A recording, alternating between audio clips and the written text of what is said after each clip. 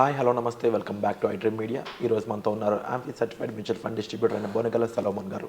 ముఖ్యంగా 2025కి financial planning ఏ విధంగా చేసుకోవాలి, ఏ విధమైన సజెషన్స్ మనకు సాధిస్తారో తెలుసుకుందాం. Hi sir. నమస్తే అండి. సార్, ముఖ్యంగా ఫైనాన్షియల్ ప్లానింగ్కి సంబంధించి యూత్కి అవేర్నెస్ అనేది కలెక్ట్ చేయాలని మీరు గోల్గా పెట్టుకున్నారు అని చెప్పారు 2025కి. సో ఆ 2025 ఫైనాన్షియల్ ప్లానింగ్కి సంబంధించి యూత్కి ఎలాంటి అవేర్నెస్ పాయింట్స్ చెప్పాలనుకుంటున్నారు, ఎలాంటి క్వాలిఫికేషన్స్ ఇవ్వాలనుకుంటున్నారు?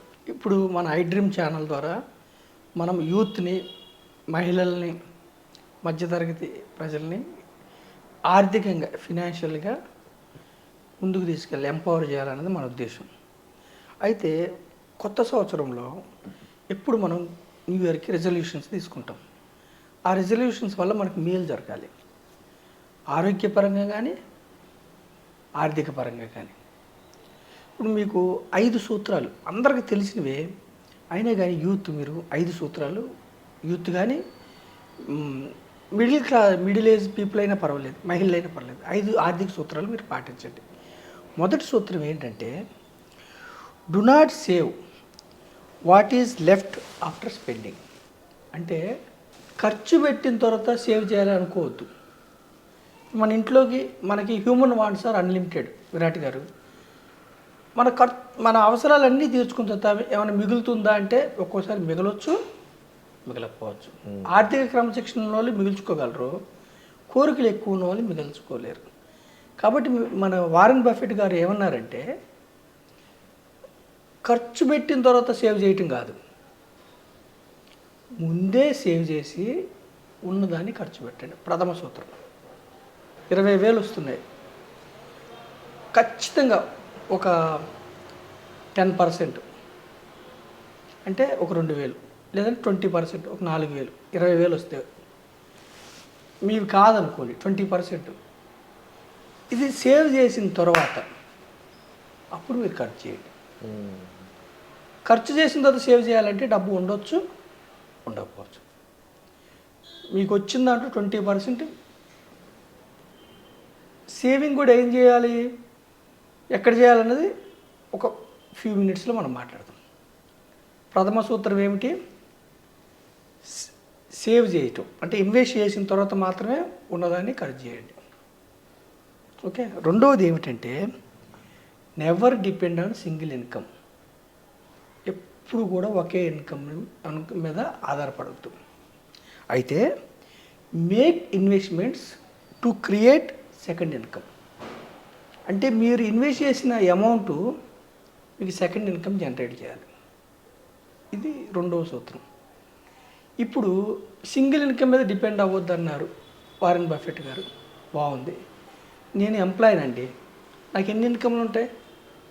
సింగిల్ ఇన్కమ్ ఒకటే కదా. మరి నాకు రెండో ఇన్కమ్ కావాలంటే ఏం చేయాలి? ఇంకెక్కడైనా పని చేయాలి. మరి నేను 8-9 గంటలు ఉద్యోగం చేసిన తర్వాత మళ్ళీ వేరే చోటకి వెళ్ళి పని చేయగలనా? శక్తి సరిపోతుందా? కుటుంబంలో భార్య పిల్లలు ఒప్పుకుంటారా? మాతో స్పెండ్ చేయండి డాడీ అను, మాతో స్పెండ్ చేయండి హస్బెండ్ అని అంటారు కదా. ఆఫ్కోర్స్. సో ఇక్కడ వారెన్ బఫెట్ గారు అన్నది ఏమిటంటే, మీరు చేసే ఇన్వెస్ట్మెంట్ అంటే ఇప్పుడు 20% సేవ్ చేయమన్నాం కదా. 10,000 వచ్చేవాళ్ళు 2,000, 20,000 వచ్చేవాళ్ళు 4,000. ఆ ఇన్వెస్ట్మెంట్ ఎలా చేయాలంటే మీకు సెకండ్ ఇన్కమ్ జనరేట్ చేయాలి. ఓకే. అంటే మీరు చేసే ప్రతి నెల చేసే 2,000, 20,000 వచ్చేవాడు ఒక 4,000, 10,000 వచ్చేవాళ్ళు ఒక 2,000 చేసే డబ్బు మీకు వెల్త్ క్రియేట్ చేయాలి, సెకండ్ ఇన్కమ్ జనరేట్ చేయాలి. ఒక 20 సంవత్సరాల తర్వాత, 25 సంవత్సరాల తర్వాత మీకు ఇప్పుడు ఉద్యోగం ఉన్నా లేకపోయినా ఇలా మీరు కాలు మీద కాలు వేసుకుని కూర్చున్నారు కదా, అలా బతకాలి. అలా బతకాలన్నది మన ఉద్దేశం, మనం ఐడ్రీమ్ ద్వారా. సో రెండో సూత్రం, మొదటి సూత్రం ఇన్వెస్ట్ చేసిన తర్వాత మాత్రమే ఖర్చు పెట్టండి. ఖర్చు పెట్టాక ఇన్వెస్ట్మెంట్ అంటే ఉండదు. ఇన్వెస్ట్ చేసిన తర్వాత ఉన్న డబ్బును ఖర్చు. రెండవ సూత్రం, మీరు ఇన్వెస్ట్ చేసే అమౌంట్ ఎక్కడ చేయాలంటే సెకండ్ ఇన్కమ్ జనరేట్ చేయాలి. ఎప్పుడు ఒకే ఇన్కమ్ మీద ఆధారపడద్దు. డాక్టర్ అయినా, ఇంజనీర్ అయినా, ఎవరైనా కానీ. మూడవ సూత్రం ఏమిటి? Invest in right asset can create wealth in long term. మీరు చేసే ఇన్వెస్ట్మెంటు షార్ట్ పీరియడ్ కోసం మనం మాట్లాడలే. ఇన్వెస్ట్మెంట్ ఎప్పుడు కూడా ఒక సర్టన్ పీరియడ్, ఒక పీరియడ్లో వెల్త్ క్రియేట్ అవ్వాలన్న ముందు చూపుతో చేసేదాన్ని ఇన్వెస్ట్మెంట్ అంటారు. సేవింగ్స్ అంటేనేమో షార్ట్ పీరియడ్, ఈరోజు అవసరాలు తీర్చుకోవడానికి సేవింగ్స్ అండి. వచ్చే డబ్బు ఇన్కమ్ మైనస్ ఎక్స్పెన్సెస్, అది సేవింగ్స్. సేవింగ్స్ గురించి మనం చెప్పట్లా. సేవింగ్స్ ఈ రోజుకే, భవిష్యత్తు అవసరాలకి ఇన్వెస్ట్మెంట్. ఇన్వెస్ట్మెంట్ అనేది ఎలా ఉండాలంటే మనకి హ్యూజ్ వెల్త్ క్రియేట్ అవ్వాలి ఒక సర్టన్ పీరియడ్ తర్వాత, ఒక 20 years తర్వాత, 25 years, 30 years తర్వాత. అక్కడ నుంచి లైఫ్ లాంగ్ అసలు వెనక్కి చూసుకునే పని ఉండకూడదు. అలాంటి చోట చేయాలి. అది ఎక్కడ చేయాలని నేను చెప్తాను ఒక 2-3 minutesలో. తర్వాత ఇన్వెస్ట్మెంట్స్ ఎప్పుడు గోల్ బేస్డ్ ఉండాలి. గోల్, లక్ష్యం ఆధారంగా ఉండాలి. మీరు ప్రైవేట్ ఉద్యోగం అనుకోండి విరాట్ గారు, మీ లక్ష్యం, ఫస్ట్ లక్ష్యం ఏమిటి? రిటైర్మెంట్ గురించి యూత్ ఆలోచించట్ల. ఒక 20, 25, 30 years తర్వాత ఉద్యోగం ఉన్నా లేకపోయినా, గవర్నమెంట్ ఎంప్లాయీ నెలకి 1,00,000 తీసుకునే వ్యక్తికి రిటైర్మెంట్ అయితే 40,000, 50,000 వస్తాయి అతనికి. ఇప్పుడు కొంతమంది గవర్నమెంట్ వాళ్ళకి ఇప్పుడు లేవు అనుకుంటే వాళ్ళు కూడా ప్లాన్ చేసుకో, వాళ్ళకి ఒక సెక్యూరిటీ ఉంటుంది. ప్రైవేట్ ఎంప్లాయీస్కి కూడా ఒక 30 ఏళ్ళ తర్వాత మన పిల్లల మీద ఆధారపడే పని లేదు, ఆస్తులు అమ్ముకోవాల్సిన అవసరం లేదు, లైఫ్ లాంగ్ ఇన్కమ్ రావాలి. సో రిటైర్మెంట్ అది ఒక గోల్. కిడ్స్ పుట్టారు, వాళ్ళ చదువులకి మనం ఆస్తులు అమ్ముకోవద్దు, అప్పులు అడవద్దు.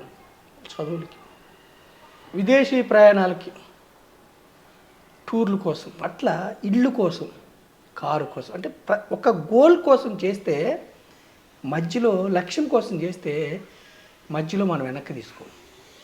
ఇప్పుడు నేను ఖమ్మం వెళ్ళాలండి విరాట్ గారు, ఖమ్మం బస్సు ఎక్కా, మధ్యలో దిగుతానా?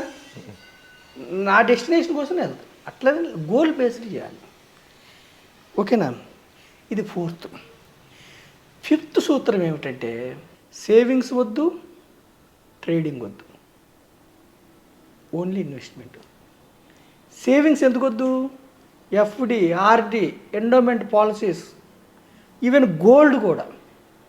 గోల్డ్ కూడా మీకు హిస్టారికల్ రిటర్న్ 40 years చూస్తే కేవలం 8%, 8.5%. పిఎఫ్ కూడా 8%, 8.5%. సుకన్య సమృద్ధి, ఇవన్నీ సేవింగ్స్. సేవింగ్స్ ఇన్స్ట్రుమెంట్స్ వద్దు.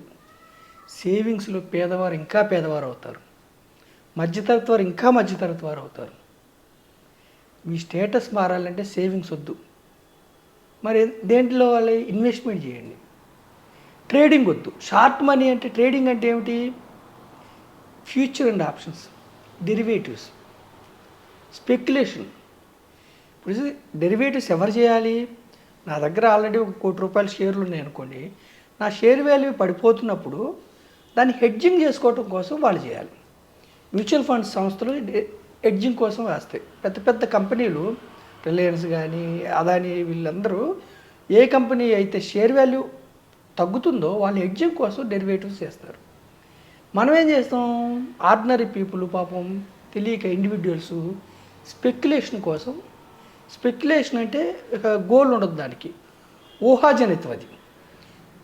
అందుకనే F&Oలో, ఇంట్రాడే F&Oలో, ఫ్యూచర్ అండ్ ఆప్షన్స్లో 100కి 93 మందికి డబ్బు పోతుంది. అందుకే సెబీ, మీరు ట్రేడింగ్ డీమ్యాట్ అకౌంట్ తీసుకోండి, ఫస్ట్ మీరు ఓపెన్ చేయగలనే మీకు ఫస్ట్ వచ్చే హెచ్చరిక, అవుట్ ఆఫ్ 10 people 9 people లాస్లు వస్తున్నాయి, అయినా పర్లేదా ముందుకెళ్తారా ట్రేడింగ్లో వస్తున్నాయి అని ఉంటుంది.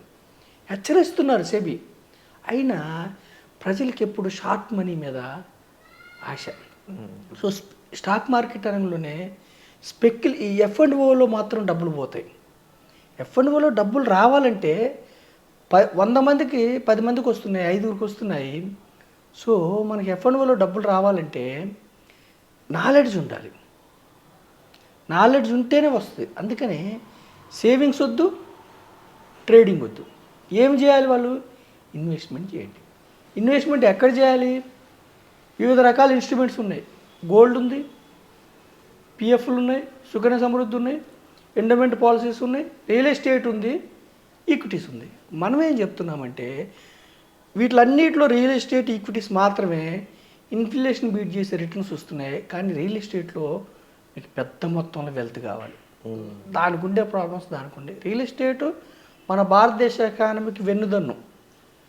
రియల్ ఎస్టేట్లో కూడా మీకు వెంటనే రెంట్ వచ్చే అనుకోండి, ప్యాసివ్ ఇన్కమ్ మంచిదే కాదట్లా. కానీ ఒక ఆర్డినరీ పర్సన్, ఒక పేదవాళ్ళు, ఒక మధ్యతరగతి వాళ్ళు మనకు రియల్ ఎస్టేట్లు కొనాలంటే అందుబాటులో ధరలు లేవు. ఈక్విటీస్ అనే సాధనం మనకి భారతదేశం, మన దేశం మనకు అందించిన గొప్ప అదృష్టం. ఈక్విటీస్లో కూడా మళ్ళీ ఈక్విటీ మ్యూచువల్ ఫండ్స్ ఈ న్యూ ఇయర్ నుంచి నేను పేద ప్రజలకు కానీ మధ్యతరగతి వారికి ఏం చెప్తున్నా డైవర్సిఫైడ్ ఈక్విటీ మ్యూచువల్ ఫండ్స్ మీరు తీసుకుంటే, గోల్ లక్ష్యం ఆధారంగా మీరు తీసుకుంటే నెలకి 3,000 31 ఇయర్స్లో మీకు 1,03 lakhs, నెలకి 3,000 31 ఇయర్స్లో అజ్యూమ్ 12% రిటర్న్ 12% వస్తుందని మీరు ఊహిస్తే 1,03,00,000 వస్తుంది. అంటే నెలకు 3,000 అంటే చాలా చిన్న అమౌంట్. 20,000 వచ్చే వ్యక్తి కట్టుకోవచ్చు, కోటీశ్వరుడిగా రిటైర్ అవ్వచ్చు. సో ఈ న్యూ ఇయర్ రిజల్యూషన్స్ మీరు ఏం చెప్తున్నానంటే 5 సూత్రాలు.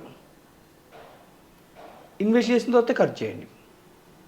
మీ ఇన్వెస్ట్ చేసే అమౌంట్ సెకండ్ ఇన్కమ్ ఎలా క్రియేట్ అవుతుంది? ఈక్విటీ మ్యూచువల్ ఫండ్లో మీ డబ్బుల్ని 50 కంపెనీల్లో ఇన్వెస్ట్ చేస్తారు. మీకోసం ఆ కంపెనీలో ఎంప్లాయీస్ పనిచేస్తారు, మీకోసం ఆ కంపెనీలో CEO పనిచేస్తాడు, మీకోసం ఆ కంపెనీలో బోర్డ్ ఆఫ్ డైరెక్టర్స్ పనిచేస్తారు. అంటే ఆ కంపెనీలు ఎప్పుడు కూడా, సంస్థల ఫర్మ్స్ ఎప్పుడు కూడా వాళ్ళ గ్రోత్ కోసం పనిచేస్తాయి. వాళ్ళ గ్రోత్ అంటే ఎవరు? ఆ కంపెనీ షేర్ హోల్డర్స్. మీరు కూడా షేర్స్ కొంటున్నారు కదా ఈక్విటీ మ్యూచువల్ ఫండ్స్ ద్వారా. సో మీకోసం. సో సెకండ్ ఇన్కమ్ జనరేట్ అయింది. గోల్ కోసం పెట్టండి. తర్వాత రైట్ ఎసెట్, ఏ ఎసెట్లో పెట్టాలి? Equity mutual funds. Real estate ఉంది పర్వాలేదు, కానీ పెద్ద మొత్తంలో కావాలి. పేదవారు, మధ్యతరగతి వారు ఈక్విటీ మ్యూచువల్ ఫండ్స్.